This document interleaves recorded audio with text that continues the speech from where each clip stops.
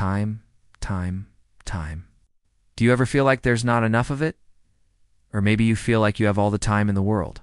Either way, it seems like our relationship with time is a complicated one. So here's a curious question for you today. What happens when we lose our sense of time? As it turns out, there's a lot more to this seemingly simple question. And the answer might surprise you. Are you ready? Let's dive in together. So first, let's talk about how we perceive time in general.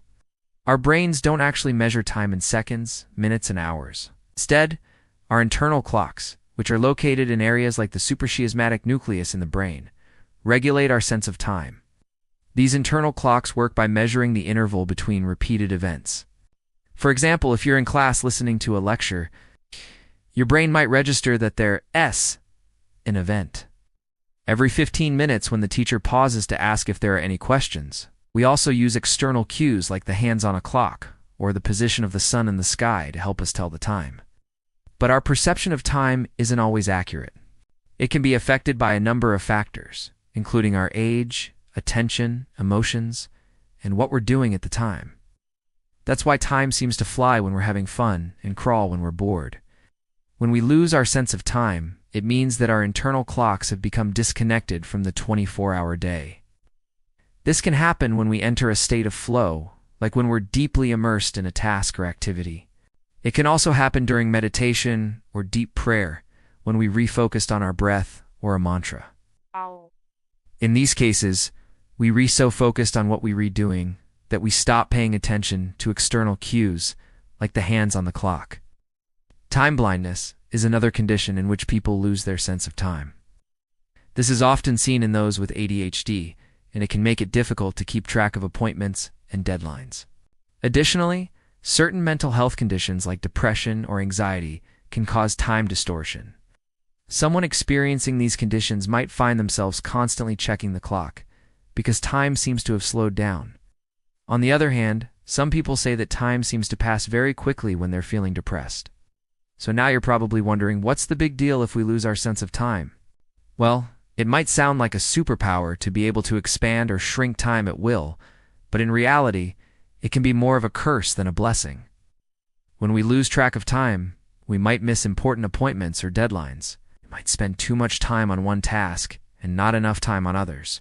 We might get so caught up in the present moment that we forget to take care of ourselves or our loved ones. Ultimately, when we lose our sense of time, we lose our ability to plan and manage our lives effectively. This can lead to feelings of anxiety, procrastination, or disorientation. So what's the surprising answer to the question? What happens when we lose our sense of time? It's this. Losing track of time can make us feel more present, or paradoxically more anxious and disoriented. Imagine you replaying a video game, and you so engrossed in the action that you lose track of time. Before you know it, hours have passed and you need to take a break. Or maybe you reworking on an exciting project and you so focused on the task at hand that you forget to take a break. Time seems to fly when we're having fun, but it can also drag on when we're not enjoying ourselves. Have you ever been stuck in a long line and felt like time was moving at a snail's pace? In these situations, it can be helpful to have an alarm or reminder to keep track of time for us. The surprising answer is that our brains don't always perceive time accurately. In fact, time can seem to slow down in dangerous or stressful situations. This is because our brains are trying to help us stay focused on the task at hand. It's called the fight or flight response. When we're in fight or flight mode, our brains release a surge of adrenaline and cortisol, which can make time seem to slow down. Conversely, time can seem to pass quickly when we're having fun. When we're enjoying ourselves, our brains release feel-good chemicals like dopamine and serotonin. These chemicals can make time seem to fly by.